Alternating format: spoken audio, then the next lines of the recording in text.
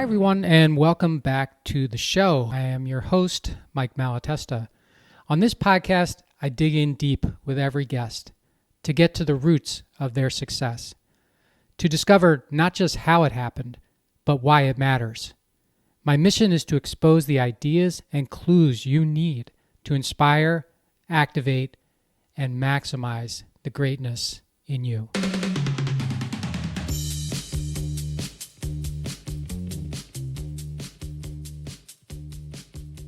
Hey, everybody. Welcome back to the How Did It Happen podcast. So happy to have you here. And I have an amazing success story for you today. I've got Dave Young with me. Dave, welcome to the show. Yeah, thanks. I've been looking forward to having this time with you, Mike. Well, me too, because Dave and I met on, we were introduced by a mutual friend. I believe it was Justin Breen. And we met on his podcast, Builder Nuggets, which is a lot of fun. He does that with his partner, Duane Johns. And I was just really intrigued. I think it was the Bahamas thing that really got me, Dave. But I was really intrigued, and I've been looking forward to having him on the show. So let me tell you a little bit about Dave and why you should be excited that he's here as well. So Dave grew up in a small town in Ontario, Canada, where he still lives in Ontario, Canada. Georgian Bay is the name of the town that he grew up in. But he always had big ideas and dreams. As a teenager, he became fascinated with real estate and bought his first apartment building at age 25. Did you buy anything while you were a teenager, Dave? No, I didn't. My younger brother did, actually. And that's a little bit of a different story. He's gone on to become an entrepreneur as well. And then my youngest brother also got into real estate as well. So it runs in the family. Okay, fair enough. While developing a real estate portfolio, Dave launched a real estate technology company to help shift the organized real estate community. I love that you used the word shift, which is part of my book title. Thank you so much for doing that. You're welcome. A chance phone call in 2013 led Dave to becoming a regional partner with an upstart custom home building network called Alair Homes. Today, he's the regional partner in 5 different Alair Homes regions, covering North Carolina, South Carolina, Manitoba, and Eastern Ontario. And in 2021, Dave and his co-host, Duane Johns, launched the Builder Nuggets podcast, which I mentioned. It's a great podcast. You should check that out. Each week, they bring together thought leaders to help contractors everywhere build more rewarding businesses. Dave is also a husband, father, and a part-time Bahamian. Is that the right word for someone who lives in the Bahamas? Yeah, well, I don't get to live there part time, but yeah, Bahamian is the right word. Bahamian. Okay. My official status there is homeowner and now business owner too. Yeah. Well, I knew you're developing something there, and we'll get into that. But yeah. So Bahamian, he's a Bahamian and a Canadian. He loves playing hockey, skiing, boating, going on spontaneous adventures. I do want to explore that, and thinking about thinking. And I want to explore that as we go along too. So you can reach Dave by LinkedIn at his name, Dave Young 13, Dave Young 13.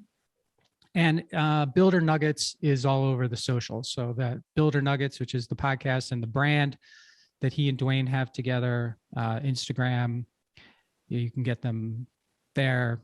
They got a website, buildernuggets.com. So anyway, you'll find them. And your Colby is 43102, mine is 5582. So pretty close. Similar. Pretty close. So Dave, let's get started here. Why don't you tell us how it happened for you? Oh geez, I knew that was coming, Mike. And it's funny because I started thinking, when I knew you would ask me that, I started thinking that, you know what, for most entrepreneurs, it doesn't just happen once, it's constantly happening. I haven't met too many entrepreneurs who aren't regularly evolving and reinventing themselves in some sort of way. But I can share with you, you touched on it in the intro. I think for me, it started when my parents first invested in a duplex and a rental property, and a friend of theirs who was a realtor, the local broker in Midland, Ontario, where I grew up on Georgian Bay, sold my dad a duplex, and my mom and dad brought the sons in. I think I was 12 years old at the time. And we worked on, little projects around there, and I'm not very handy. So that'll become part of the story in a little bit when we talk about me being involved with Alair Homes and a construction company, because it's kind of a funny story. But my parents taught us the fundamentals about real estate investment through, small multifamily properties. And by the time I was 16 years old, I was really intrigued by this. And I thought, wow, what a great way to acquire wealth, to build a portfolio, to create. I saw it as a way to create freedom, even at that young age, which has become a theme through the rest of what I've done in my life, and as part of what Duane and I are trying to do for others both through Alair and through the Builder Nuggets podcast. But what I learned from that was that, if you had the courage to go out and put together a deal, come up with some financing, and I saw that if you saved a little bit of money and you borrowed the rest, you would have opportunity to acquire something amazing. And with multifamily real estate, it's one of those things that's always a good investment, because people always need a place to live. And it just intrigued me that, you could put a little bit of money down, you could finance the rest through the vendor or through the bank. And then if you looked after it, the surplus, the cash flow would cover the pay down of the mortgage. And eventually you would end up owning this thing. And at the time, you just did it when the numbers worked. But to look back on it now and how the market has gone and economic conditions, the escalation on the value is really more of a factor now than the pay down of the debt was. But at the time, I just looked at it from a fundamental standpoint and thought, wow, I should get as much of this as I possibly can. And I was very fortunate when I was 25. First of all, when I was 24, I bought my first property, which was a lakefront property. I bought it power of sale from a bank in the middle of, before the ice had melted. And it was a really rundown cottage property, but on a beautiful lake, and right next to where, our own family lake house was, the lake right next door. And I thought, wow, this is an amazing property. And I managed to buy it for $80,000. And I just thought that was incredible. Now, I had taken a risk. Nobody could even tell where the lot lines were, if it was deep water, shallow water. We weren't really familiar with that particular part of the lake, but there was an Olympic-sized diving tower had been constructed at the shoreline. So I was pretty sure it had good deep water or a litany of lawsuits behind it. And it was a hoarder who had owned it. And I went in and we cleaned it up, cleared it out, and had interest right away. So I think I bought it in April and it sold in August for $120,000. So 50% more than what I had paid for it. So that got me excited about this. And I had a little bit of a nest egg, and I went looking for, in our small town, it had 12,000 people at the time. There were a few small apartment buildings, and I went around and just had some conversations. And I had my real estate license at the time. A family friend who we knew, my parents were both in real estate as well. So we knew that this other gentleman, was part of a group who owned this building. And it happened, I was hosting an open house, having a barbecue, serving up hamburgers to the other agents at this beautiful rural property. And Bernie sat down, and I said to him, hey, have you ever, would you ever consider selling that building? And it was a 15-unit walk-up apartment building. And he said, well, as a matter of fact, for tax reasons, it would be a good year for us to sell. We've got a group of 6 owners, and we have different ideas about, what should be done. And yeah, I think we could do that. So I was very lucky that, just by fluke, this timing worked out. And I was able to put together a deal with them. And I ended up buying that building with $9,000 of my own money, borrowed a little bit from my parents, And then the sellers held a second mortgage at 10%. And I assumed a first mortgage at 10 and 3/8.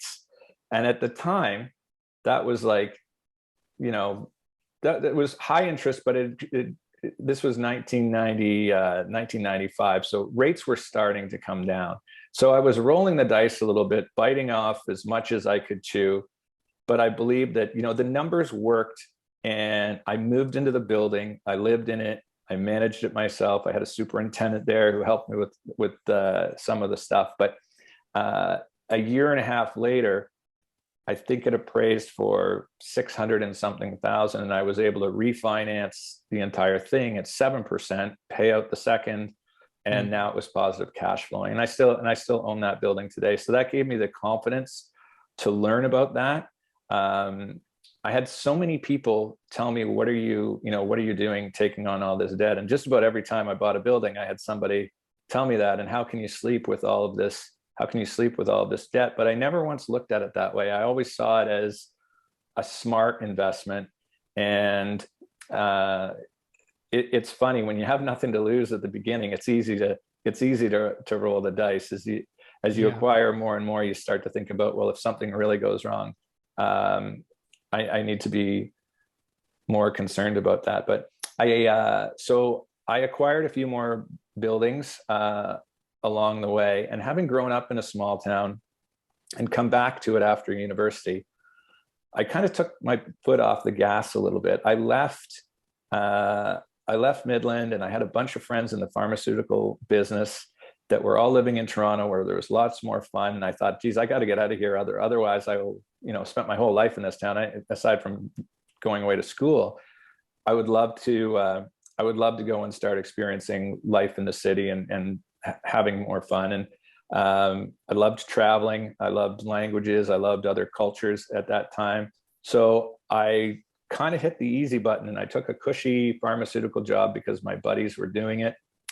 and enjoyed that city life, took my foot off the gas, and actually regret not continuing to just keep going with my initial ambition. But it's funny how that happens sometimes. You get to a certain point, and then you think, geez, I should be careful, or you switch gears.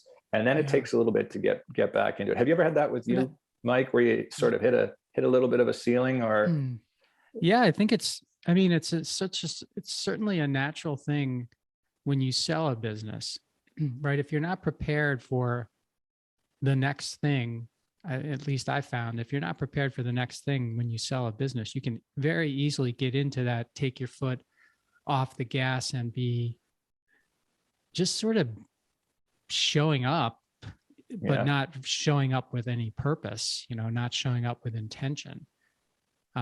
That pharmaceutical job, was that in sales, Dave, or what was it? It was in pharmaceutical sales. And, it was a fun lifestyle because I was in the city. I had other friends that were medical sales reps, and it was an exciting time. And I don't totally regret it, because the lifestyle was fun. I made a lifestyle decision. And I also thought at the time, hey, with a pharmaceutical job, instead of a sole proprietor as a realtor, I thought, hey, it'll be a lot easier to qualify for mortgages and loans and getting access to capital, because that's really, for a real estate investor that knows what they're doing, access to down payment money is really your key to scalability, right? And whether or not banks will continue to lend to you. So I had reached a bit of a threshold there anyway, and made a lifestyle choice to go have some fun for a bit. But it does,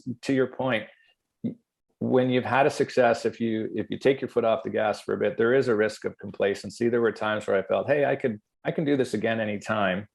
And I was doing some fun things. At 27, I bought a Ferrari, and I had at 29, I bought a private island on our lake, and really, really enjoyed that time. And actually sold the car in order to pay for the renovations. Like, real estate sort of always came first. Like, when it came to investments or fun, like I was always willing to roll the dice or give something up to acquire a special property or to pursue a stronger, more lasting investment. It's funny that you say you took your foot off the gas and you follow that up by you bought a Ferrari. It's sort of yeah. But I was 27 years old, and I thought, okay, now's the time to do it, because as you're approaching that stage where you're thinking about soon I'll be getting married and having kids, I just thought, like, I don't know when I'll get the chance to do this again, because it may not be a priority. And then when the island opportunity came along, again, another bank sale that just happened out of the blue, and I was the first one in on it, and it turned out to be an amazing property. And it was the right call. I sold the car. I used that to improve the property, met my wife. We got married, had our first two daughters got to enjoy that property before we sold it. They were quite young. But yeah, it was, it's hard to look back and say, oh, there's stuff that I would wish I had done differently. There's always little things you wish you had done differently, but ultimately I can't totally regret the decision, because I had some amazing times there with some great friends, interesting people. It was, and when you have things like that and are experiencing that type of camaraderie and spending time together, you never regret that. Yeah. And what's the point? And regret anyway. Yeah, exactly. You were there for a reason, and whatever it was, you got something out of it, maybe something really good that you weren't expecting, and then you went back. That's a good point. Focusing on regret, and once in a while I'll moan about stuff like this, or say, geez, I really wish I had done this or that, and my wife is quick to correct me, to say, you need to live in the now and be happy with what you got, because overall I don't regret any of those things. They add to your experience, and it helps you to appreciate what you do have. And positivity for me is such an overriding thing that any little bits of negativity creeping in are generally short-lived, and I find that common in a lot of really successful entrepreneurs. They just put negativity behind them and focus on positivity, because negativity just fuels a lack of response, and positivity fuels action. So yeah, I always tell myself, give yourself 5 minutes, 15 minutes, be sad, be pissed off, be whatever you're going to be, and then put it behind you and move on, because it's done. Whatever it was is done. You're not going to change it. You're not going to make it undone. So you might as well just go forward and make the best of whatever it was. Put it behind you. Just keep moving forward. Yeah, it's the only time it's ever valuable to you is if you find yourself in a similar circumstance and you're recalling it as a learning experience, so you don't make the same mistake twice. That's the only time it's of any value. Or if you're collaborating with someone and you're able to sharing your failures or sharing things that you wish you had done differently, that's valuable to other people. So if you can use it to add value that way, then it's worthwhile recalling or spending some time on. Yeah, good point. Although the positivity of moving through the negativity is the only thing that gives you a story to tell. Right. If you were just like, well, yeah, that really sucked, and I've hated myself ever since. So what's the lesson? Yeah, let's talk about that for half an hour. No, thanks. Yeah.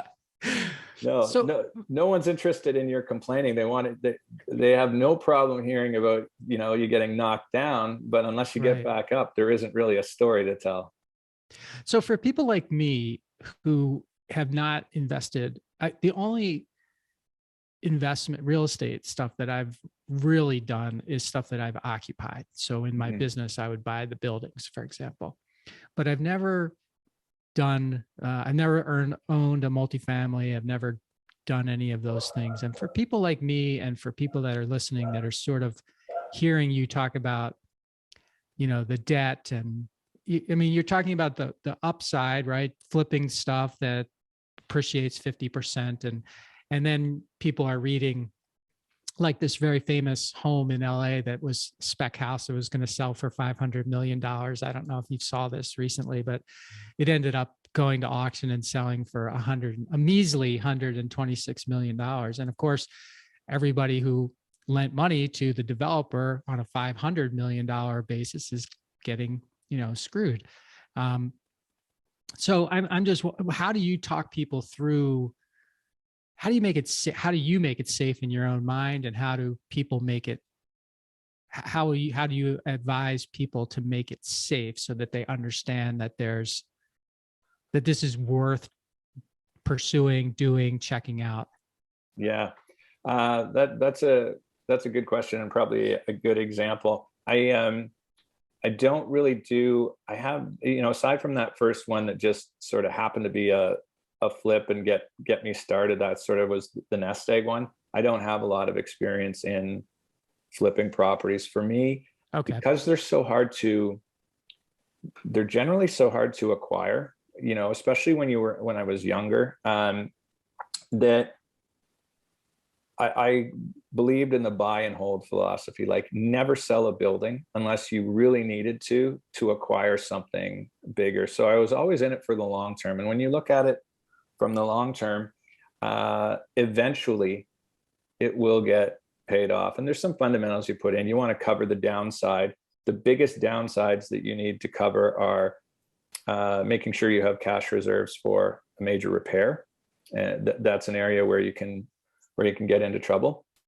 But the other area that you need to look out for is mortgage rate changes and what happens at renewal. So for example, if you're highly leveraged and you buy, $1 million building with an $800,000 mortgage and it's at a super low interest rate, and 5 years later you owe 770 or something like that, interest rates have gone way up, your appraised value is probably going to be between 8 and 900,000, maybe somewhere there, and the bank will lend you 80% of that. So now you're looking at a mortgage of about $640,000 when you go to renew, and you're exposed for 770. You have to have that piece covered. So for people who are a little bit more concerned about that type of risk, or for the having funds available for major repairs, then you need to either approach it with a higher down payment, like make a little bit bigger investment so that your mortgage costs are lower. You're not exposed to the same risk. You can stockpile a little bit of cash to cover the downside. Obviously, there's the threat of vacancies. We've been very lucky in the last, especially in Canada, in the last 25 years, vacancy rate has been almost all-time lows, really, really low. So that hasn't really been an issue. And picking the right type of tenants for the type of building that you want to have is important too. Can you hear this dog barking? I can hear the dog barking, yes. But oh my gosh. It's part of life. Part of the life. So I must have a delivery here. I texted the kids who are coming home from school to say, hey, I'm on a really cool podcast.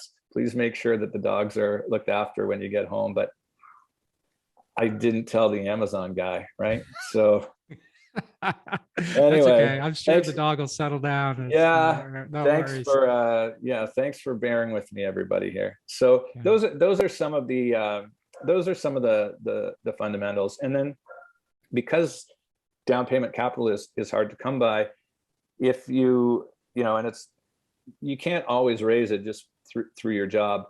When you're renewing a mortgage, if rates are low and conditions are good and you feel good about the long-term prospect of the property, you can and values have increased, you can renew the mortgage, take a little bit of cash out and reinvest that in your next property. So they become mechanisms for growing your portfolio.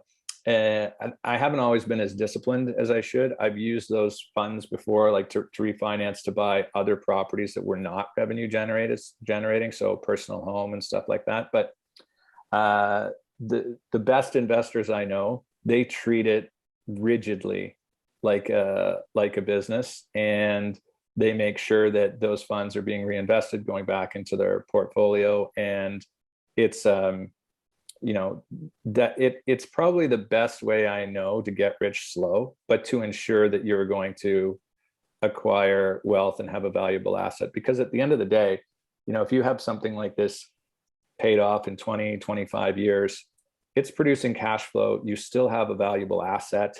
It can create a lot of freedom for you. Now, Yeah.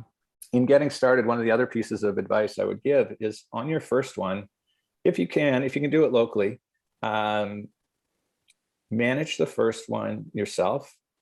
It's likely for most people going to be a single family home or a duplex or triplex or something like that. But if you manage it yourself and you start to understand, hey, what are the, we call it the PETA factor, the pain in the ass factor.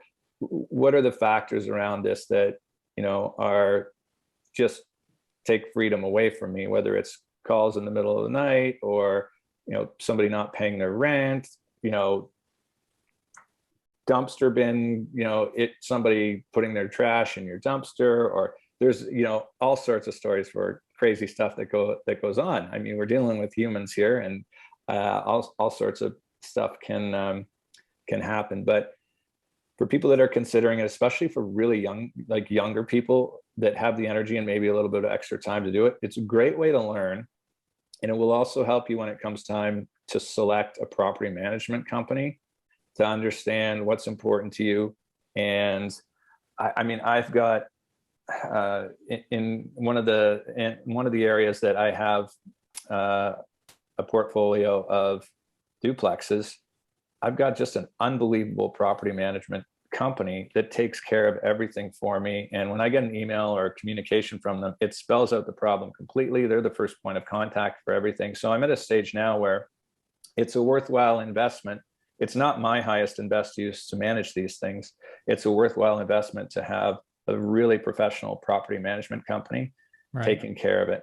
And there's varying degrees of that. You know, you get what you pay for too, but you really want to research that. So ideally, you know, if you were to draw it up on the chalkboard, it would be get a few, learn about it, manage them yourselves. And then when you feel, you know, when you're ready and it's a worthwhile investment, invest in having another professional take over and manage that for you. And I think that's good fundamental advice in every business, is only focus on, and we've talked about this before too, only focus on the things that you're good at and create for the things that you're not good at. Don't try and work on those. Don't try and improve yourself in those areas. They're not fulfilling to you. Use that as an opportunity to create an opportunity for somebody else who specializes in that. And that's, you've seen it, I'm sure, in growing the businesses that you've been involved in. When you try and take on too much yourself, you're more likely to fail or become disenchanted with whatever it is you're doing. And certainly you're not building something scalable. You know, that's an ownership right there, is get out of the way and put people in who are passionate about those things and have the exact skills to do it. And it transcends any business. Okay. Well, I appreciate the primer on that. I think what I heard inside of there too was that, you know, there is so there's a lot of upside to real estate, but like any business, it's not an easy business, right? There's coming up with the money, there's the financing, of course, but then there's the management of it. And you said something I thought was very smart. You know, if you get into it, learn how to do that, because as you get bigger, it'll help you make better decisions. You'll be a bit better business person. You'll know what you're doing, as opposed to just being like, oh yeah, I own this 3-family house. And yeah, you know, I think that's really smart. Well, it makes it more scalable too. And yeah, by trying to do it yourself, you're just limiting yourself so much. David, let me switch gears here. In your bio, we ended with, you know, you say that you spend time thinking about thinking. What does that mean? What does that mean, thinking about thinking? Yeah, it's something that I learned from Dan Sullivan, actually, from Strategic Coach, who's my business coach. I'm in his program, and I discovered through, you know, reading a number of books and EOS traction, Gino Wickman's being one of them, I started learning about the difference between the visionary and the integrator, and what my strengths were, what I liked to do.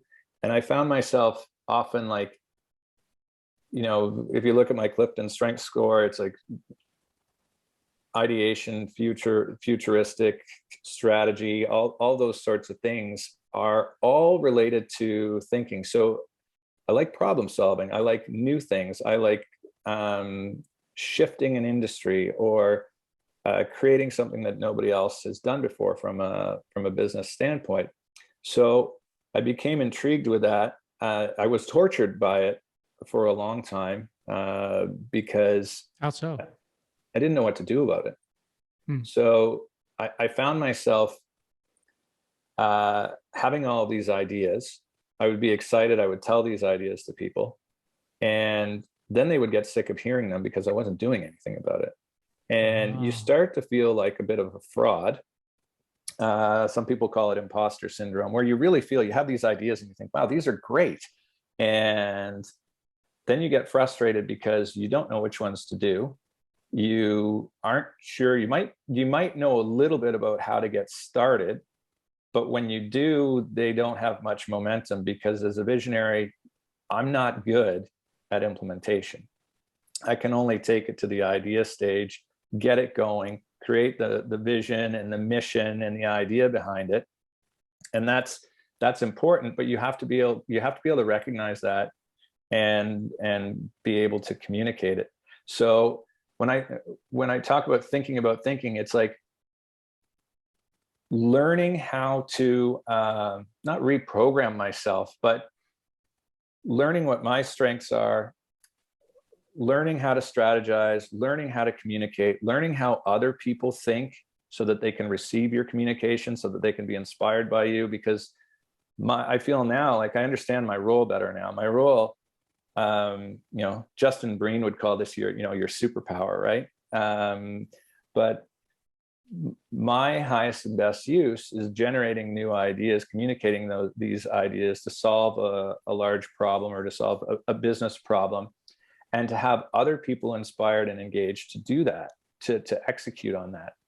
And when you're only having the ideas, talking about them, I think of a song by the Tragically Hip where the line's like, no one's interested in something you didn't do. And I actually had somebody close to me one time, I started telling them about an idea, and they said, no, don't tell me. I don't want to hear, I don't want to hear another one of the things that you're not going to do.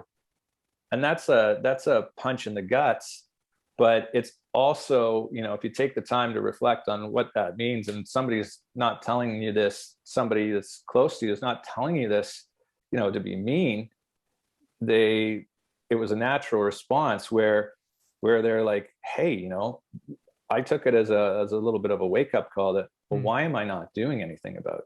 Why am I not doing anything about this? What's going on? So a couple things go through your head. It's like, wow, have I fallen in love with my ideas? And in thinking about these ideas, does that give me enough of an endorphin rush, the fantasy itself, that it, releases some, dopamine, or it's some chemical in my brain, like a hit, where it's like, I'm not taking action? Is that the reason why? Am I falling in love with my ideas and not doing something about it?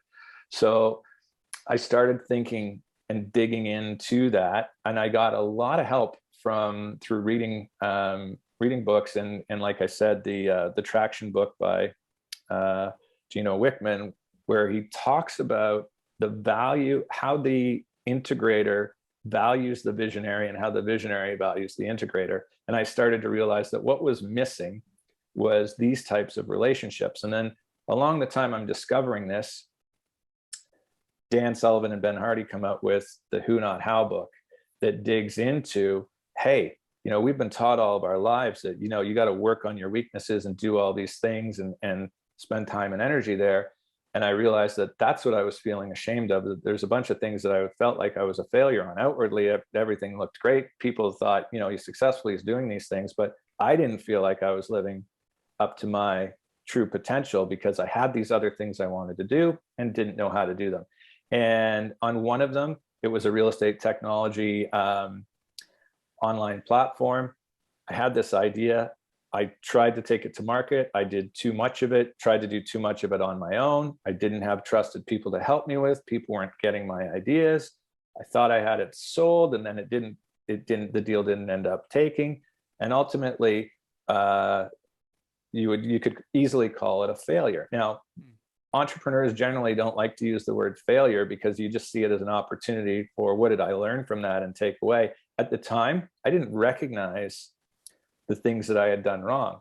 I just thought the rest of the world didn't get it, or it was ahead of the time. And sometimes maybe those things are true, but the reality is you didn't have the right people engaged that knew what they were doing, that were lights out experts on those 5 or 6 other aspects that needed to get done to make a project like that work. You just took it all on your own.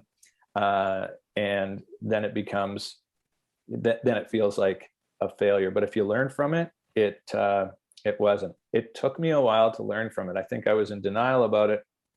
But in reading those books, To Not How, seeing the dynamic and recognizing, hey, this is what I have been doing wrong. Mm-hmm. And in Who Not How, Dan and Ben talk about 4 different freedoms, like what you're trying to achieve with a business. And that's freedom of relationship, freedom of time, freedom of purpose, and freedom of money. And I won't dig into all of those, but freedom of relationship is basically, being able to, choose your clients based on clients that value you and who align with your core values and stuff like that. Being able to spend your time with people that value you, that you value, and having the freedom to do that, never having to take on a client, never having to take on an employee, never having to take on a partner that you don't truly want to. So it's like a be the buyer mindset. And when I dug into this about this freedom of relationship, what came back to me was the most important freedom there is freedom of a relationship with yourself. Before you can be of value to anybody else, before you can be truly happy, you need to understand yourself and you need to dig into it and add in Kolbe. So the Kolbe score and the Kolbe index, Clifton strengths. When I started thinking about my own thinking, and I had some people encouraging me to say, dig into this stuff and take these things and learn about yourself. That's where I learned, okay, this is why I suck at these other things. They're so unfulfilling to me, and get them off your plate. Dan talks about procrastination as wisdom. There are signs that you should not be doing something. Either you're getting a horrible result or you're putting it off. And he talks about procrastination being wisdom. I think of it more as enlightenment. If you find yourself procrastinating on something and you then recognize it and the light bulb goes off, it's like, why am I not doing this? Why am I pushing this? Most people will say, how do I get this done? From what I'm learning through my coaching here is, who do I need to find to do this? Because there's somebody out there. This is an opportunity for, and stop thinking about it in terms of I need to do it, or I need to improve, or how am I going to solve it? You just go out and find somebody who's world-class at it. Yeah. That buys into your core values and your vision and enlist them, because rewarding them to do it will be far more valuable to you than you trying to do it yourself. Yeah. And let me distill that if I can. So this whole, I love what you said about, no one's interested in something you didn't do. Yeah. But a lot of times I think, and distilling down what you said, I think a lot of times, people that have a lot of ideas are scared about the how part of it. Right. So it's a great idea, but then you look and you say, well, how am I actually going to do that? I don't even know how to get started. So the great idea gets either just talked about or it gets packed away because you don't have an integrator, say in the EOS world, who yes, can take the idea and not just run with it and make it happen, but they could also say to you, this is not going to work. And here are the right. reasons why. So in either case, the idea is liberated from you, and someone is working on the how part of it, right? It's like, can we make this work? Can't we make this work? But I think I know for me, for a long time, I would just hold on to those things because I wanted to do them myself, you know, and if I Yeah. couldn't do them myself, Dave, I thought that was what made me would make me a failure if I couldn't bring it to Right. fruition. But Yeah. Yeah, but I call it the visionary's curse, right? Because yeah, you have this vision and then you have this idea, and part of what goes through your mind is other people aren't getting it. So other people aren't getting it, so they don't understand the idea. That can happen sometimes too. And or other people don't believe in it. And it may be because you're not communicating it properly. Then it's like, well, even if they do get it, I don't think they could do these pieces as well as I could, which is what kind of where you're going, where it's like, I yeah, need to do it myself. But then you're afraid of failing, um, or not getting the result that you want. The other thing that happens is it can be overwhelming, right? So it's not just one person that you need for your big idea. It's, I need somebody raising capital. I need somebody who's going to do the marketing and branding. And it just becomes overwhelming. You don't need to, complex. Yeah, yeah, right. You don't know where to start. But the good news on this, and Justin, because he specializes in connections, will endorse this as well. But if you're, it only takes one who. It only takes one who to unlock the rest of them. So again, instead of thinking, I have to be the one to find, how am I going to find all these people? Who's going to find all these people for me? So if you're a visionary, and Justin had this happen in his business with Mark Fujiwara in building Brepec Network, he found that one who was connected, somebody who has experience doing that, who is connected to all the other people. So that's the other route to go, is when you find somebody, and finding them is still hard. You need to have connections, but you meet somebody and you're like, wow, this person is connected to financial people, has a marketing team already, has a development team. Share it with them, and then say, how would you do it? But the first step is being able to clarify your vision and communicate your idea in a way that other people can understand and get excited about. Because if you can't do that, if it's this big complex thing that you're talking obscurely about, nobody's going to know what the heck you're talking about. So there are tools out there in Strategic Coach. There's one called an impact filter, where you map out your idea. There's different segments where you're communicating, what is the value of this thing? What is the purpose of it? What are the things that need to happen? What does success look like? Mapping out eight things that need to occur, or 8 challenges that you need to accomplish. And how would the world be changed? What problem does it solve? Questions like that you're forced as a visionary who probably uses too many words most of the time, you're forced to put this into nuggets that somebody else can easily digest and see. And you hand it over to them. Well, the first thing that happens is you look at it and you use it as a sales tool to yourself. Like when you see it mapped out like that, do I still like this idea? Have I got it refined? Does this idea make sense to me? yeah. Are you convinced? Yes. Are you right? convinced? Are So you the first convinced? person you have to sell is yourself. And then you only really need to have one other person buy in that can help you with all the other stuff. But in an ideal scenario, you have a few people, or maybe it's your team and you have a new idea and you already have a business. It's just a tweak on something, or a new product you're going to launch, a new service you're going to introduce, and you want to get buy-in from your team. So as the person who developed this idea, and it doesn't have to be you, it could be another visionary or somebody else on your team who has a good idea and uses this and sits down with the group and says, all right, we're going to take a look at this idea today.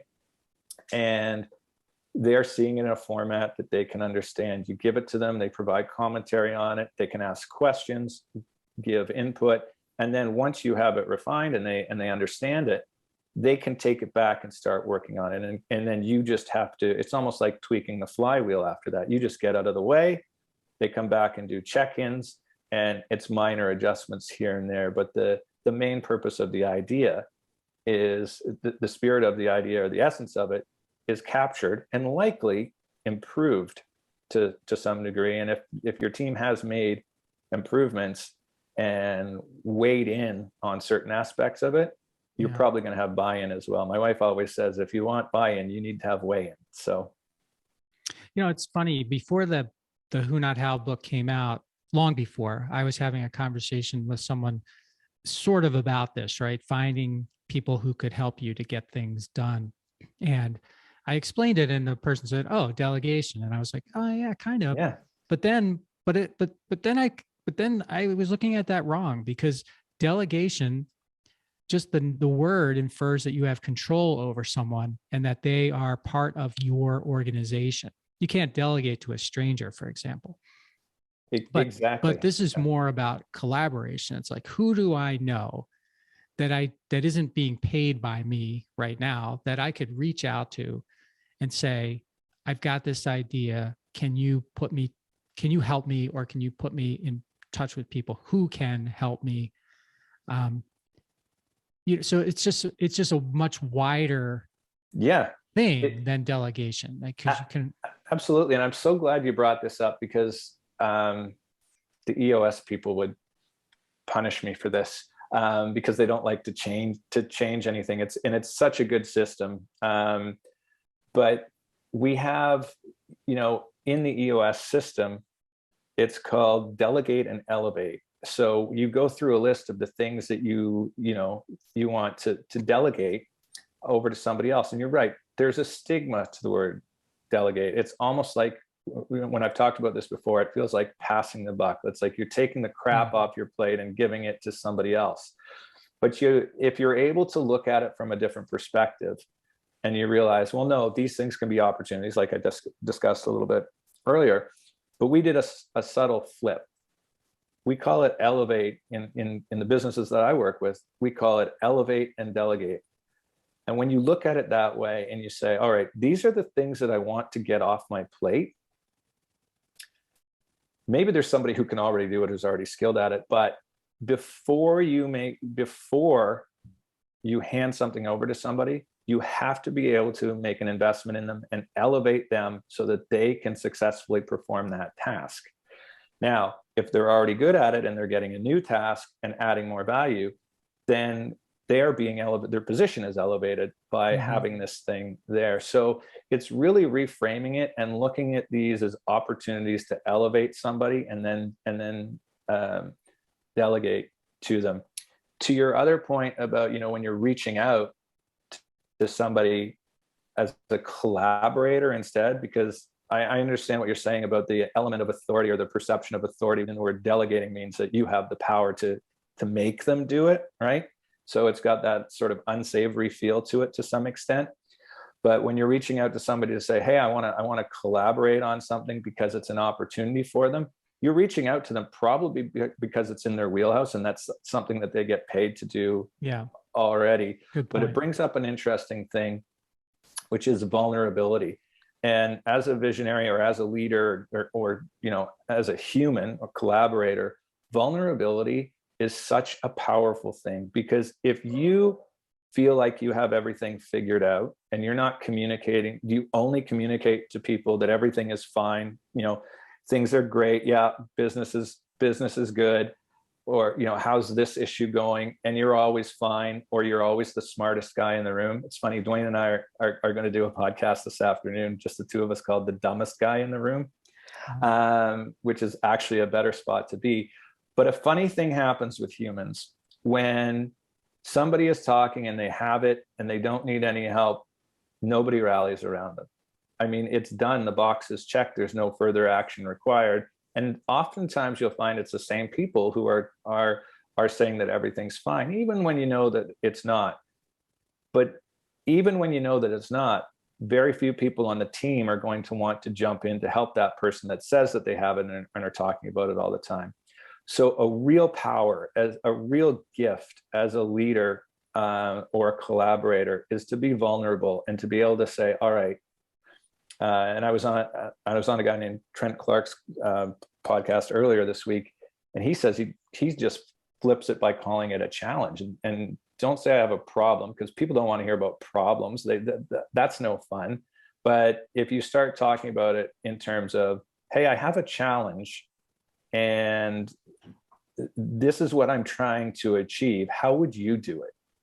You would be surprised at how many people rally around a challenge, a problem when it's framed as a challenge. And when somebody has the courage to be vulnerable and to ask for help. And it's one of the most important things an entrepreneur or a teammate can do, is to ask for help. Now, you need to be trying, you need to be putting in the effort when you ask. Otherwise, you won't get the support, because people don't want to see their energy being poured into a colander, like a sieve, and have it be wasted.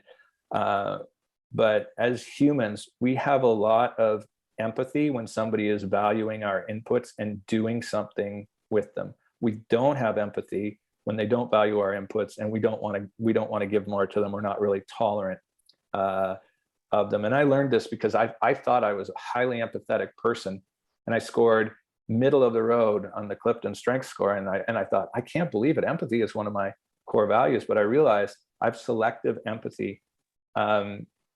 For people who aren't using the things that you're doing with them and achieving, you want to stop doing it, and you no longer have a level of relatability to them. So again, that's kind of back to the thinking about thinking, the things that have been going on in my head, where I'm learning from some of the top coaches in the world and books, and interacting with other entrepreneurs like yourself.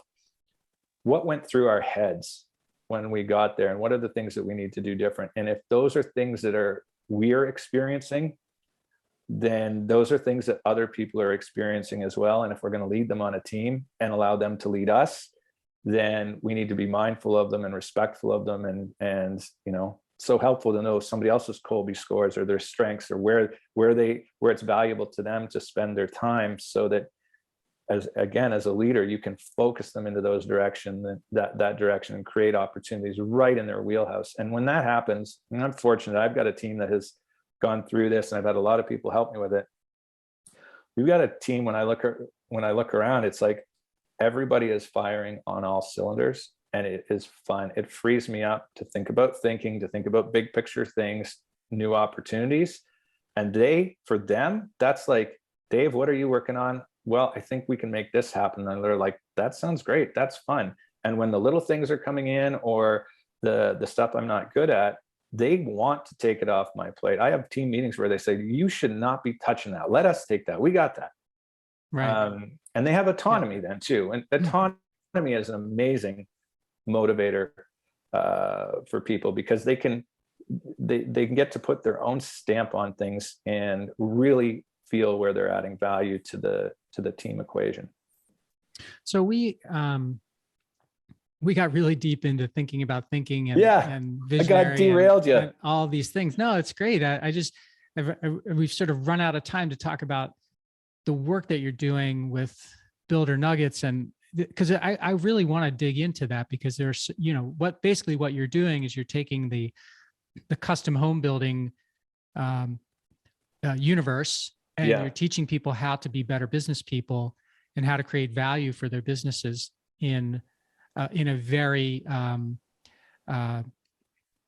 fragmented industry, where a lot of people, including like the builder of my home, when they're ready to retire, for example, I don't know there's no value to the business, right? And you want to make sure that you create a business that has value to it. So maybe I could have you come back, or you and Duane come back, and we could really dig into that, because I think there are so many industries that are similar. And I think you came from one. Right. We've talked about this. So you came from one before, and to tee that up a little bit.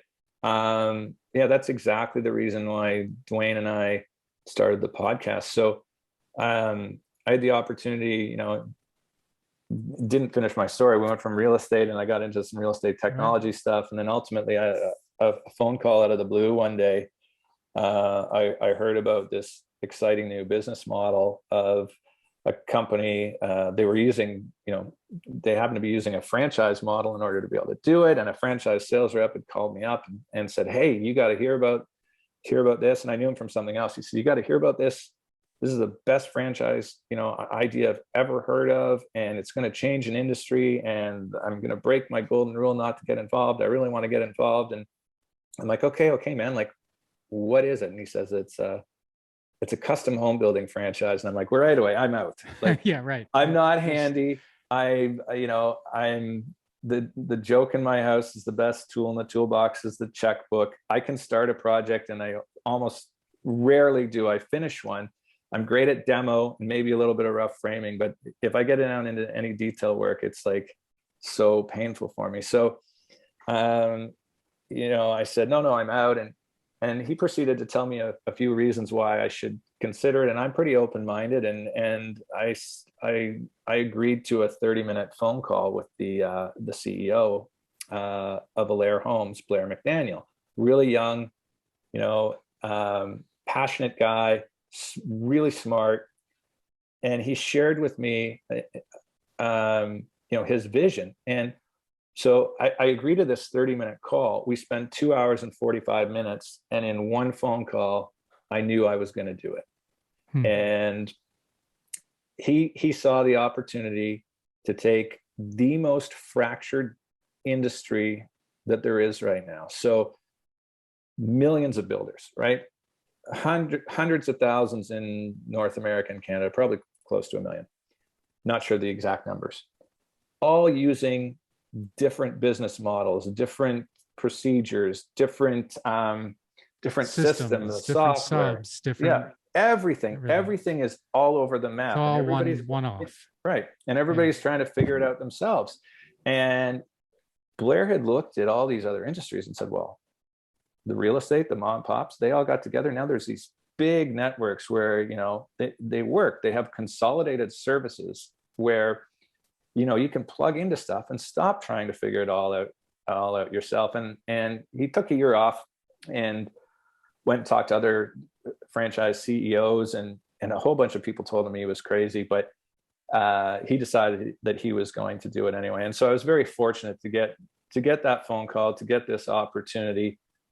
Scared the crap out of me, because part of what I had to do was start a franchise on my own before I was allowed to, unlock the regional rights of what I was doing. My job was going to be to find the additional builders, like existing builders, that we could plug into this model and elevate them.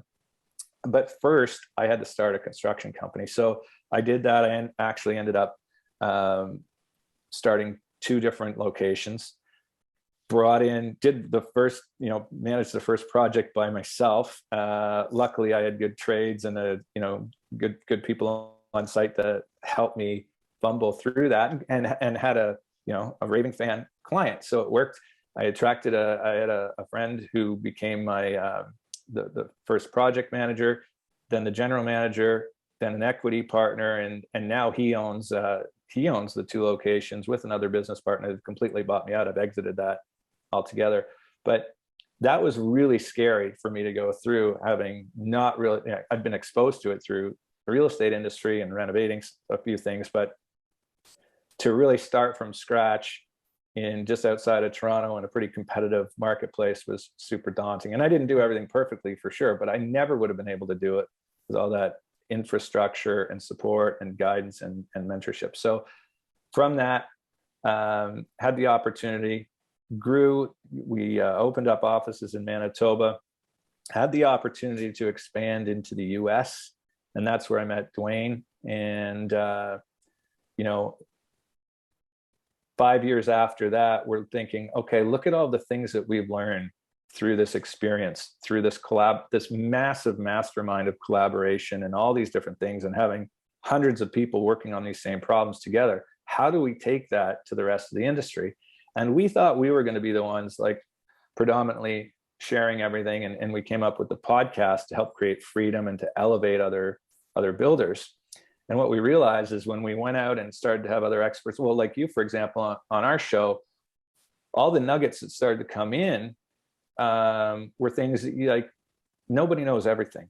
And you realize you can't do it all yourself. So the show became a platform to not only share what we had learned, but to learn so much more. And it's attracted other high-level business coaches that we're collaborating with, and we're able to put that back down and deliver that experience and those nuggets to the people that we coach individually. But it's very fulfilling to know that every week people are listening to the show and putting those things into their business. But yeah, Duane and I would be happy to come on and just talk about, how we want, like, we see Alair as having started this with us, this shift, and it's Blair's vision of consolidation. And we just see Builder Nuggets as an opportunity to continue with that same core mission and value but to also attract more and bring more people into that mission of growing the industry and creating opportunity, because the industry hasn't been very attractive to the next generation for a long time. And like you said a little bit earlier, one of the gut-wrenching things is you see people work 40, 50, 60 years on their business or in their business and have nothing to show for it. And we're seeing shifts now where we have business owners that are buying out other business owners. Like, there are thousands, tens of thousands, probably hundreds of thousands of builders that are in their late 50s to 70s who don't have an exit strategy. Right. And we're working on, well, how do we change that? How do we help them get the things into their business? Or how do we create super builders that can come in and work with them and then acquire them and do a phased buyout? So that's exciting too. So we can definitely. Yeah, let's do that. Let's dig in on that, because now my landscapers have started doing the blowing, and so I'm gonna get some. I don't hear it at all. Oh, okay. My kids have come home, and despite telling everybody, "Hey, Dad's on a podcast today, keep the dogs away," like, they're outside running in the yard, and I hear the TV on it in the other room. So so we, this working from home stuff has its advantages and disadvantages. But yeah, I will happily collaborate with you, because like you said, what you're working on, and the industry you're in is very similar to what we're experiencing here. And a lot of people get stuck in the mindset and not being able to know what to do next. And we've had people tell us, "Hey, you should have called it Business Nuggets instead of Builder Nuggets," because this isn't just for builders. This is for any small business owner. So to compare notes and talk shop together would be great. And I know Duane would love to make an appearance here with you as well. Yeah. Well, let's do it. Dave, thanks so much for being on the show today. Thank you for exploring and thinking about thinking, which is something that I just was fascinated by. I appreciate that. And congratulations on all the things you've done. And yeah, let's come back. We'll do a Builder Nugget thing, and we'll really dig into how to make your business more valuable. Yeah. Because that's what we're in this for. The worst thing, like, maybe going bankrupt is worse, but the worst thing is like spending your whole life building something really special, and then at the end you sell your tools. Well, here, sell your stuff. It's what the appraiser tells you how much your truck and your trailer and everything are worth, and that's your nest egg, right? So that is really tough, that's for sure. But I'll just leave on this one last note. If you're don't just focus on creating a valuable business for yourself. We've switched in our thinking to calling it a rewarding business. Create a rewarding business.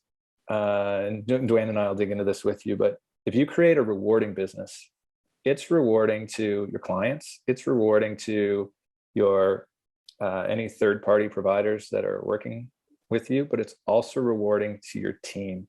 And the most rewarding businesses will attract the best teammates, and those teammates are likely the ones that are going to make your experience the most rewarding as well. So it's a key word that we focus on when we're doing that. We can touch on it next time. Okay. Well, that's a very rewarding way to end. Thank you, Dave. Hey, thanks. Nice shift.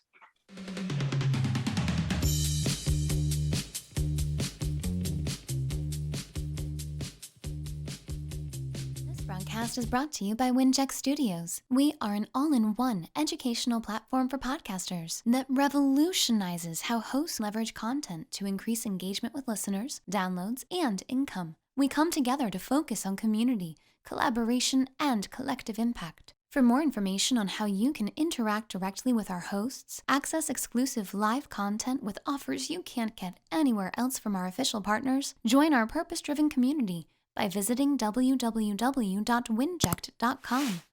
If you're ready to build a career doing what you love, then we're ready to see you there.